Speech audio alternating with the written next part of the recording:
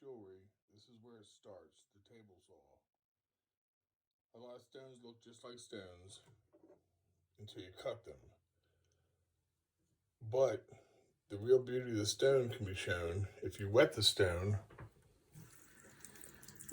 and then you'll get an idea of what it's going to look like when it's polished. This is Malachite, and it comes from South Africa. So when you wet it, after cutting it, you can see it has a design on it. And it'll look pretty neat when it's all done. So I'll show this video in clips because it takes a while. But I'll go upstairs and I'll get started on these stones.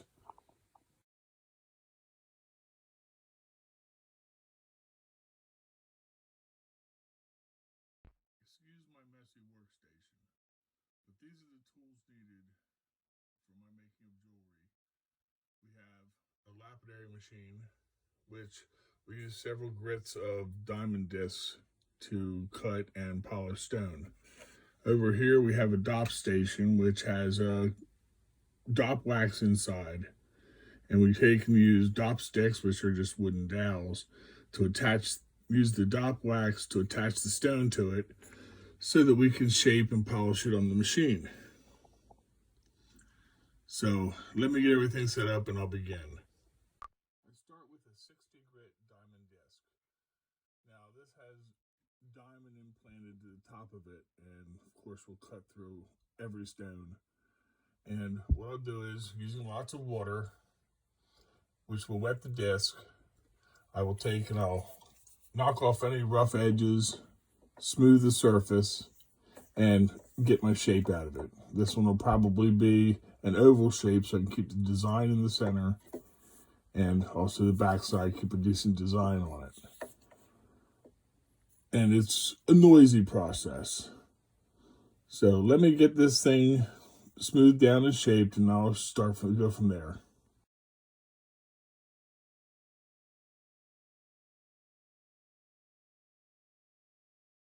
Yes, it's a noisy and messy process.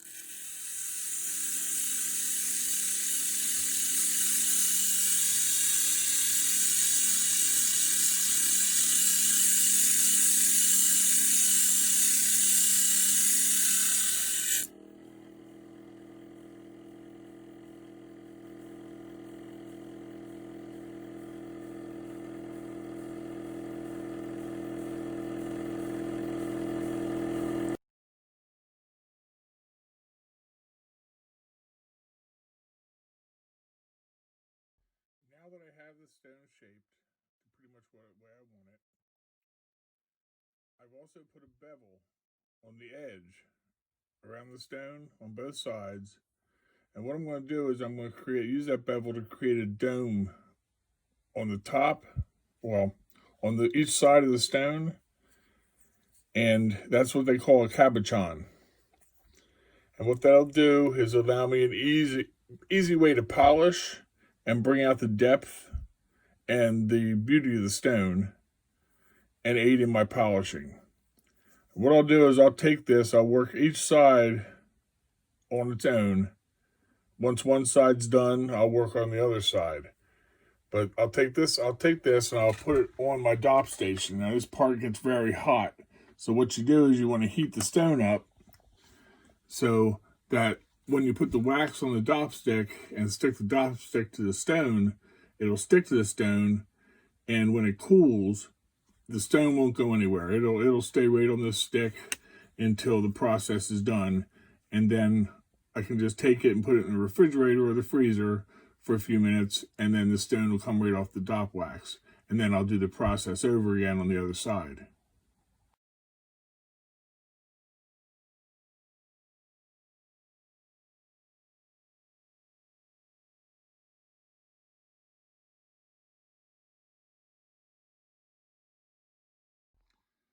Once the dop wax is on the back of the stone and everything's hot, while it's still pliable, you press the dop wax down and cover a nice sized area at the bottom of the stone so it'll hold, and you can apply pressure to it. And try to make sure your dop stick is pretty much centered and straight on the stone while it's cooling.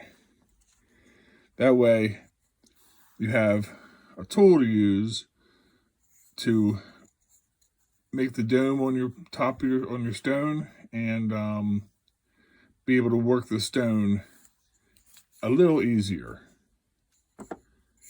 And once it cools, it'll stay on there, and the stone won't fly off when you're smoothing or polishing and whatever else you have to do to it.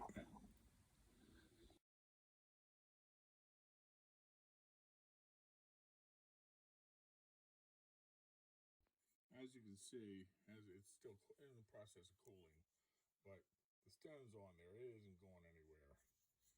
It's pretty much stuck, and it'll stay on there while I work the stone. Now, when I'm on the wheel, I'll use a 325 grit next, and to make my dome, you'll put it on the wheel, and what you'll do is you'll rock it back and forth. And that, when also, going around like this, you'll rock it back and forth, and it'll create the dome on the top. You don't have to have a big dome. It'll make a slight dome. And when I get done that part, and like I say, I'm doing this in clips because it's a noisy and a messy process. A little hard to hold the camera while I'm doing the stone, working the stone. So I'll show you when it's done, when the dome's created.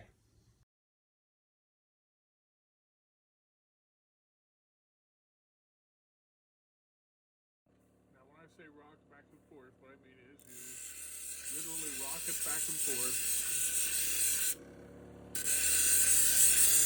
and hit at different angles. And what that does is that forms a dome on the top. And now, since I have that done, it's time for the polishing to start.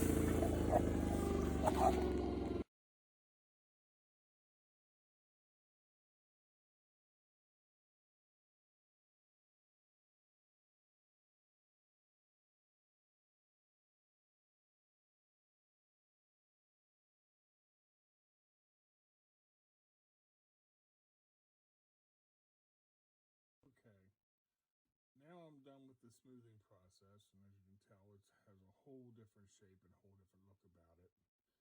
The design's coming out nice. I went through a 325 grit, then an 800 grit, then a 1500 grit, and then finally a 3000 grit.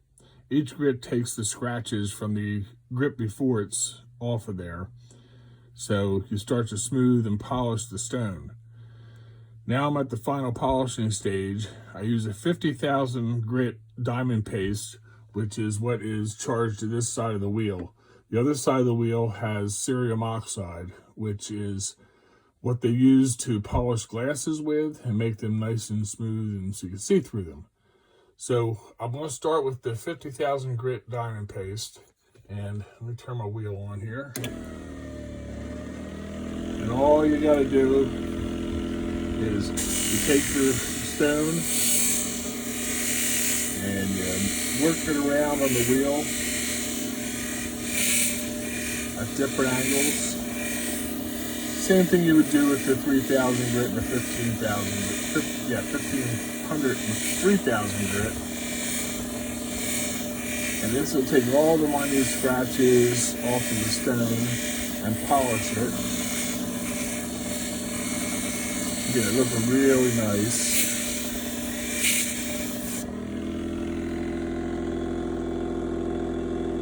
It'll bring a nice shine to it and a polish. And we keep going with that. And you gotta apply some pressure. Get it polished nice, up nice. Plus heat off the wheel helps to polish it with the diamond paste on there. And put that right here. And you can pretty much see the finished product's going to look like. Now I'll do the same to the other side, and then it'll be time to wire wrap it. That's what I'm going to do with this stone. I think it's too nice to put a hole in to put a finding in and make a pendant out of it. So I'm going to make a pendant out of it using the wire wrap technique, using sterling silver wire, and creating a pendant out of it. But then just keep on polishing it until it comes up with a nice lustrous shine. And let me get back to you when I turn the disc around and get the cerium oxide to work.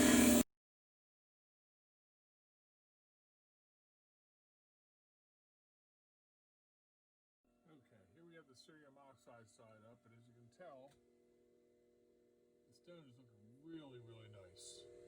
Getting a nice shine, has a lot of depth to it.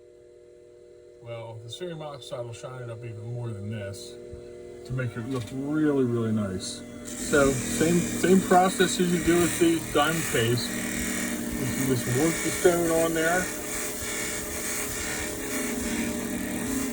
and get that polish up real nice. There we go.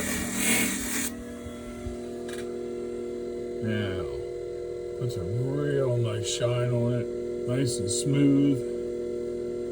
And you have a real beautiful stone there.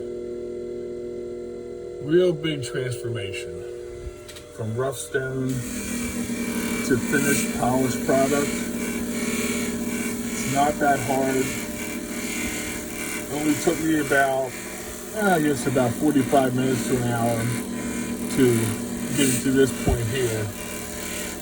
Take me about another half hour, 45 minutes, maybe more, depending on how much of the design I want to put on with the wire wrap. But I look at this as an old world art form. There's not a lot of people who know how to do this or even do a good job, but it's something I enjoy and it's a living. It really does a good job. Well, let me get this done here and we'll see what it looks like when we're all done. Well, when I start the wire wrapping, I'll have to do a separate video, but this is pretty much what it takes.